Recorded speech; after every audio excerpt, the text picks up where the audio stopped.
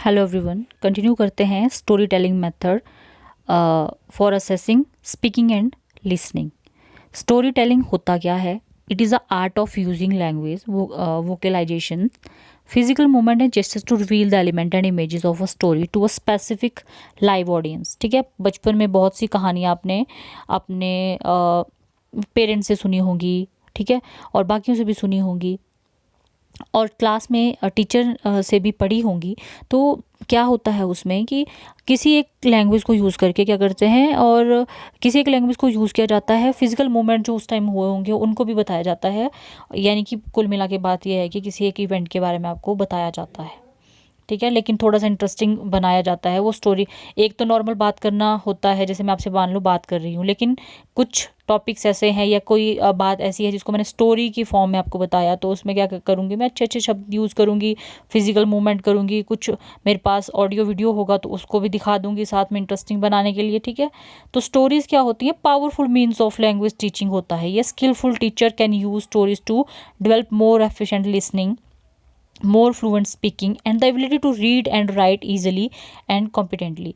तो जब कोई बात हम ऐसे सुनते हैं, मान लो अभी अभी जो ये लेक्चर चल रहा है, इसको आप इस तरीके से मान के चलेंगे कि आपके एग्ज़ाम के लिए इम्पोर्टेंट है, इसीलिए आपको सुनना पड़ रहा है। तो क्या होगा, डिफ़िकल्ट हो जाएगा आपको सुनने में भी और इसको समझने में भी। तो जब सुनने समझने में डिफ़िकल्ट होगा तो ऑब्वियस है आप उसको अच्छे से नहीं बोल पाएंगे। स्पीकिंग और लिसनिंग जो आपकी एबिलिटीज़ है वो सही से डेवलप नहीं हो पाएंगी। तो स्टोरीज़ की हेल्प से किसी भी टॉपिक को अच्छे तरीके से आप अगर उसमें नरेट कर पाते हो तो वो बहुत जल्दी समझ आ जाता है। इम्पॉर्टेंस ऑफ स्टोरी टेलिंग क्या होता है? इससे क्या है कि रिटन और जो स्पोकन वर्ड्स होते हैं उसको एसोसिएट किया जाता है। फॉर एग्जांपल, मैं आपको एक कहानी अगर बताऊं, पूरी कहानी नहीं बताऊंगी, बहुत लंबा लेक्चर हो जाएगा। तो आपने सुनी होगी वो गडरिये की कहानी या गप्पू की कहानी, जिसमें उसने झूठ ही बोल दिया था कि शेर आया और बकरियां उसकी खा ली थी। इस तरीके से कोई भी और स्टोरी आपने बचपन में सुनी होगी, उसको याद कर लेना। तो साथ में अगर वो आपके सामने पिक्चर्स भी आती हैं, लिख कर भी आपको बताया जाता है, तो एक तरीके से एसोसिएशन जब हम करते हैं तो वो स्टोरी टेलिंग की फॉर्म में हम बता रहे हैं बच्चों को, ठीक है। जिसमें कि प्रिंटेड वर्ड जो होते हैं उनके क्या मीनिंग है वो भी हमें समझने में आसानी होती है। डिफरेंस क्या है एवरीडे कन्वर्सेशन और रिटन लैंग्वेज में, वो भी हमें समझ आता है with the help of story telling method, ठीक है।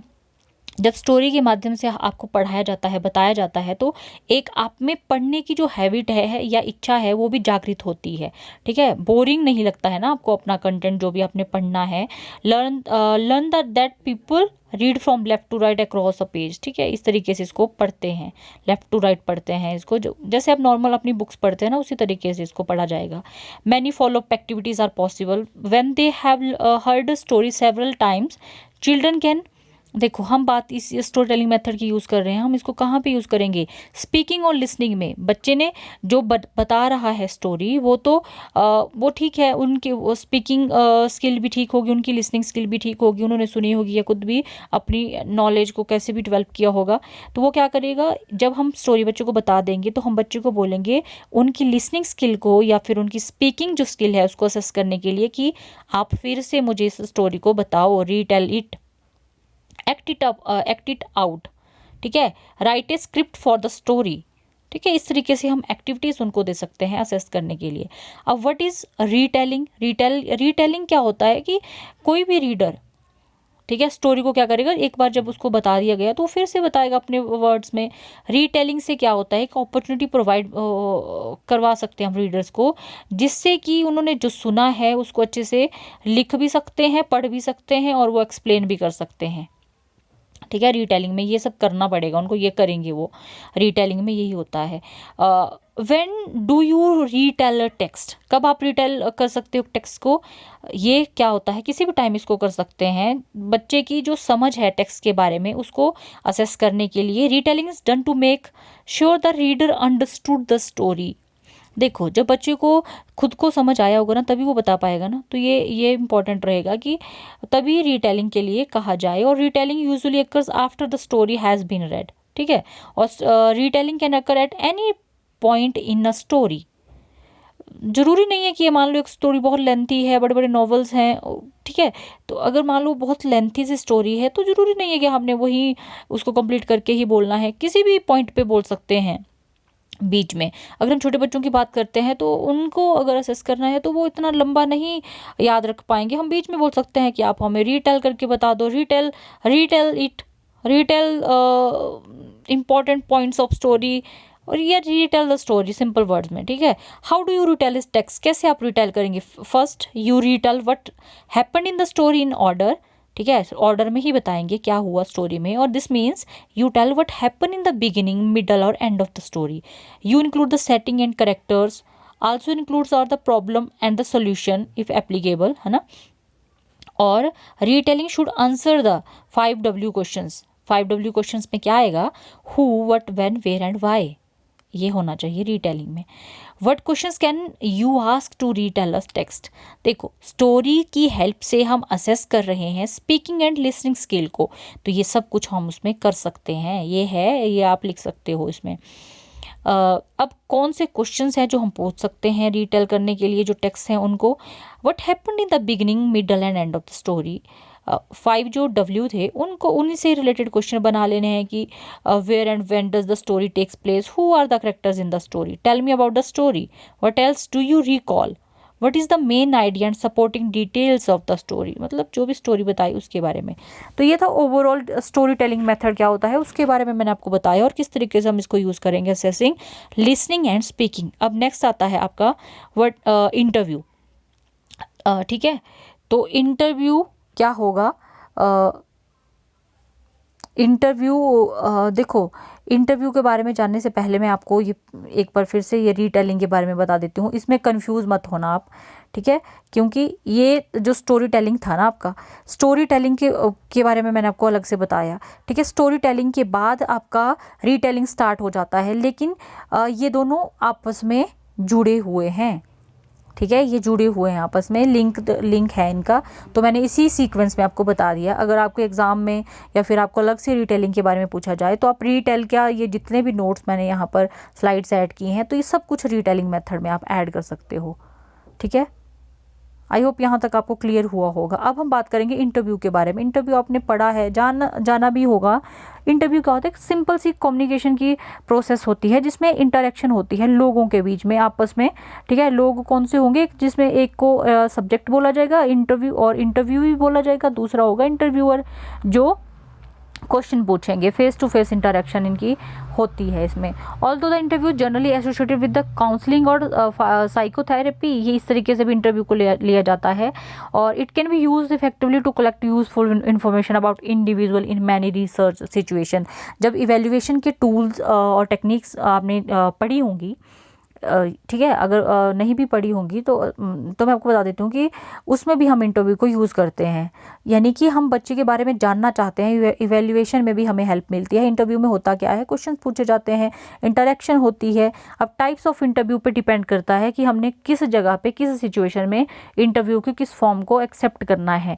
तो इंटरव्यू बेस्ड होते हैं पर्पस, स्ट्रक्चर और डिज़ाइन के ऊपर, ठीक है। तो पर्पस अगर हमारा है, जैसे रिसर्च इंटरव्यू है, कुछ हम जान रहे हैं, नया हम खोज रहे हैं, उसके लिए हम इंटरव्यू कर सकते हैं। क्लिनिकल इंटरव्यू हो सकता है। एक होता है स्ट्रक्चर्ड इंटरव्यू, स्ट्रक्चर के बेसिस पे। एक होता है अनस्ट्रक्चर्ड इंटरव्यू। स्ट्रक्चर्ड इंटरव्यू पे हम क्या करेंगे कि जो भी क्वेश्चंस होंगे पहले से ही हमने अच्छे से उनको फॉर्म कर लेना है और उसमें चेंजेस ज़्यादा नहीं करने हैं। अनस्ट्रक्चर्ड इंटरव्यू होता है कि आप किसी से बात कर रहे हो इनफॉर्मल वे में, और वहाँ पर अभी आप कोई बात करते हो, उससे आगे एक और क्वेश्चन निकल आता है उसी के साथ, है ना, तो वो इनफॉर्मल इंटरव्यू हो जाएगा, या अनस्ट्रक्चर्ड इंटरव्यूज़ को हम बोल सकते हैं। और दूसरा होता है, तीसरा होता है डिज़ाइन के बेस के ऊपर। तो डिज़ाइन बेस्ड जो इंटरव्यू होते हैं वो इंडिविजुअल इंटरव्यू हो सकता है या फोकस ग्रुप इंटरव्यू हो सकता है। फॉर एग्जांपल, अगर आपने किसी एक ही स्टूडेंट की असेस करनी है लिसनिंग और स्पीकिंग स्किल, तो आप उनके लिए डिज़ाइन करोगे वो इंटरव्यू में करेंगे क्या, क्वेश्चंस कुछ आप रखेंगे उसमें, और बात करने के लिए आप एक माहौल तैयार करेंगे, ठीक है, एक पूरा एटमॉस्फेयर वैसा क्रिएट करेंगे।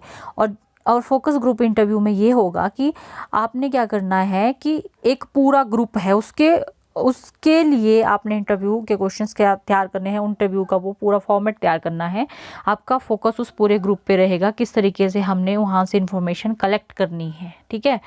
तो scoring scale for intensive task, इसमें हम हेल्प ये इंटरव्यू की कंटिन्यूटी में चल रहा है आगे कि किस तरीके से हम करेंगे। तो एक क्या होगा इसमें, कॉम्प्रिहेंसिबल एक्सेप्टेबल टारगेट फॉर्म, ठीक है। तो ये मार्क्स उनको देने हैं किस तरीके से, कॉम्प्रिहेंसिबल अगर जो पार्शियल करेक्ट टारगेट फॉर्म, ठीक है, साइलेंस और सीरियस इनकरेक्ट टारगेट फॉर्म, यानी कि ये एक स्कोरिंग कैसे करनी है आपने, उसके लिए ये दिया गया है। तो जो इवेल्युएट करना है इंटरव्यू को किस तरीके से, आप देख सकते हैं कि सही है। देखो आप इंटरव्यू कर रहे हो ना, किसके लिए इंटरव्यू कर रहे हो, हम असेस कर रहे हैं यहाँ पर लिसनिंग और स्पीकिंग स्किल को। तो लिसनिंग और स्पीकिंग स्किल को इंटरव्यू के थ्रू कैसे असेस कर सकते हैं। तो जब आप इंटरव्यू कर रहे होंगे, बच्चों से आप बात कर रहे हैं किसी भी बारे में, कोई भी टॉपिक हो सकता है, हमारा तो मेन एम रहेगा कि हमने स्पीकिंग और लिसनिंग जो एबिलिटी है स्टूडेंट की उसको असेस करना है, जो स्किल है उसको असेस करना है। तो आप देख सकते हो बच्चे ने ग्रामर जो यूज़ किया है वो सही से यूज़ किया है, बच्चे की वोकेबलरी कैसी है, वो ठीक से बोल रहा है, कॉम्प्रिहेंसिबल है, समझ आ रहा है उसको, नहीं आ रहा है, फ्लुएंसी है बात करने में, प्रोनाउंसिएशन कैसी है उसकी, शब्दों को सही से बोल रहा है या नहीं बोल रहा है, या टास्क जिसमें कि आपका कोई ऑब्जेक्टिव होगा और उसी के बेसिस पे आप उसको जज कर सकते हो। ये सारे की सारी एक्टिविटीज़ आप करवा सकते हो थ्रू इंटरव्यू। और इस तरीके से इंटरव्यू में इवेलुएट करने के लिए इंटरव्यू के हेल्प से इवेलुएशन इस तरीके से हो जाती है बच्चों की।